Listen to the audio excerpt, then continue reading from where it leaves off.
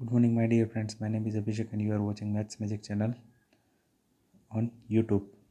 Today, we are going to discuss about the topic number 1.5, that is revisiting rational numbers and their decimal expansions. In this topic, we are going to discuss two main things about the decimal expansions. That is, first one is terminating decimal expansion, and the second one is non-terminating and repeating decimal expansion. The general form of the rational number is of the form p by q, where q is not equal to 0. 4 examples are given. Out of them, we will discuss two of the examples, and two of the examples you can solve at home.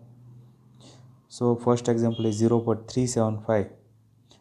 Here after point 3 digits are there, 1, 2 and 3. So whenever we want to remove the point, we will put 3 zeros in the denominator after 1. So the decimal expansion is converted into the rational form, that is 375 upon 1000, and can be expressed in the form of 375 upon 10 cube. Second example is 0.104. 0.104 equals to 104 upon 1000, because after point here 1, 2 and 3 digits are there. So in the denominator 3 zeros will come after 1. So 104 upon 10 raised to 3. These two examples you have to solve at home, so you can have a hands-on grip how to convert the decimal expansion into the rational number. Then the statement is given. What this statement is telling you, that whenever a decimal expansion is converted into the rational number, there will be common factors in the numerator and denominator.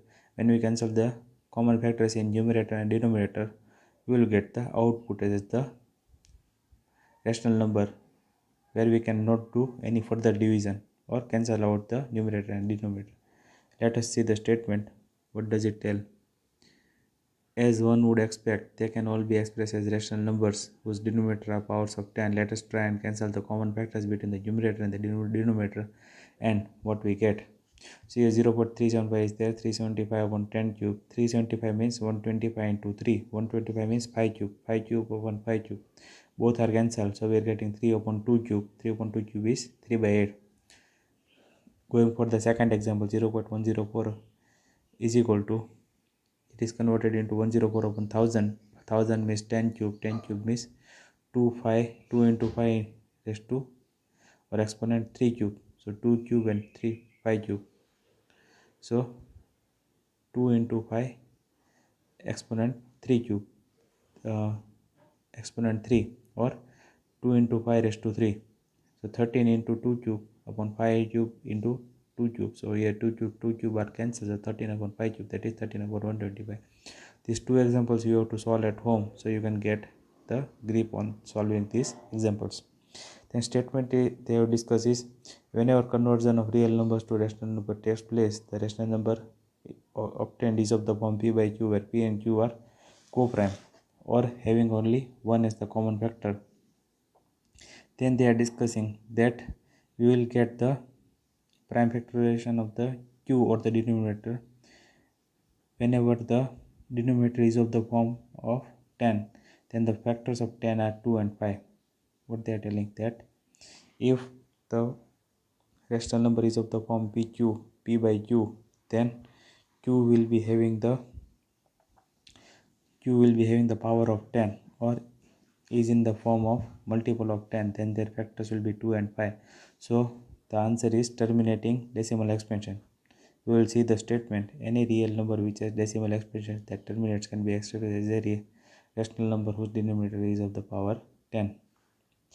And lastly, they are discussing about the nature of q. If q in the rational number p by q is of the form where q is not equal to 0, and if the decimal expansion is terminating, then q will be of the form 2 raised to n and 5 raised to m, where n and m are the non-negative integers. Then we are coming to the theorem number 1.5. What theorem number 1.5 is telling? If x is a terminating decimal expansion, then whenever it is expressed in the form of p by q, when it is a rational number, and by the prime factorization method, if q is of the form 2 raised to n and 5 raised to m, then n and m are non-negative integers. The same thing is discussed in topic 1.5, is becoming the statement of theorem 1.5. Same example that, for example, we have discussed earlier is given here. Only we are rolling back to the original form, that is from fraction to decimal or from rational number to decimal form. Here 3 by 8 is given, 3 upon 2 cube is given. Here 5 is missing. To obtain the decimal expansion that terminates, we should have both the factors 2 and 5 present at given time. So here 5 cube is missing. Whenever we are having n present or m present, another we have to put. So here 3 upon 2 cube is there. So this is the form of q. Here 2n into 5m. 2n, n is given, that is 3. 5 and m are missing. 5 we already know, but m we have to take 3. So we are adding or we are multiplying the numerator and denominator with the help of 5 cube and 5 cube, that is 5 raised to m form. So we will get 375. 5 into 5, 25, 25 into 5, 125, 125 into 3, 375. And that is 2 into 5, 10, 10 raised to 3 or 10 exponent 3, that is 0.375.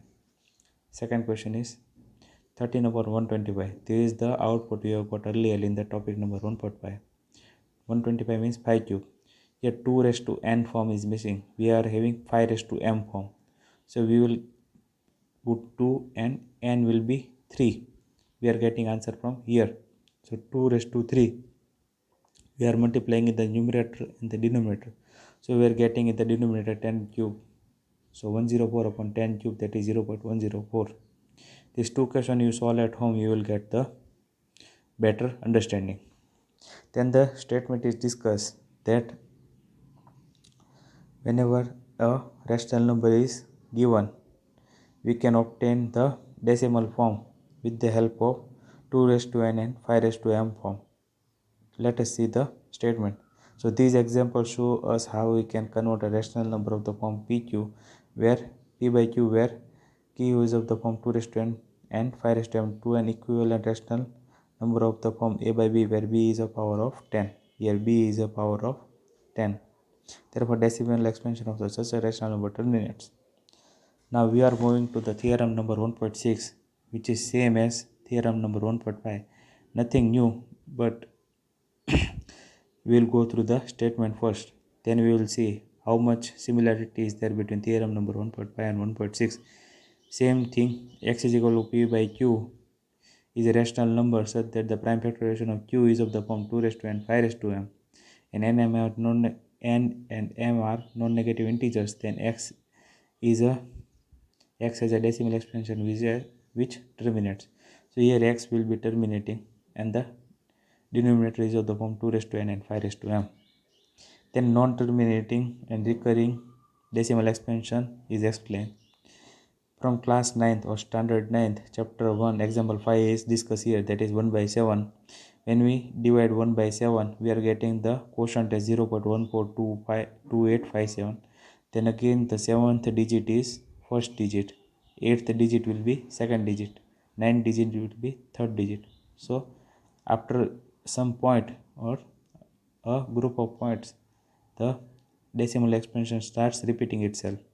So here when we divide the number 1 by 7, we are getting remainder as 3, 2, 6, 4, 5, 1. Then again 3 is coming. So after 6 digit, the remainder is also start repeating. Let us see the statement. Here remainders are 3, 2, 6, 5, 6, 4, 5, 1. Then again 3 is coming, 2 is coming, 6 is coming, 4 is coming, 5 is coming, and 1 is coming. And divisor is 7. Notice that the denominator here 7 is clearly not of the form 2 raised to n, 5 raised to m. Therefore, from theorem 1.5 and 1.6, we know that 1 by 7 will not have a terminating decimal expansion. What they are discussing, that if the denominator is of the form 2 raised to n and 5 raised to m, then it is non-terminating and repeating. So hence 0 will not show up as a remainder, and the remainders will start repeating after a certain stage. So we will have a block of digits, namely 1, 4, 2, 8, 5, 7, repeating in the quotient of 1 by 7.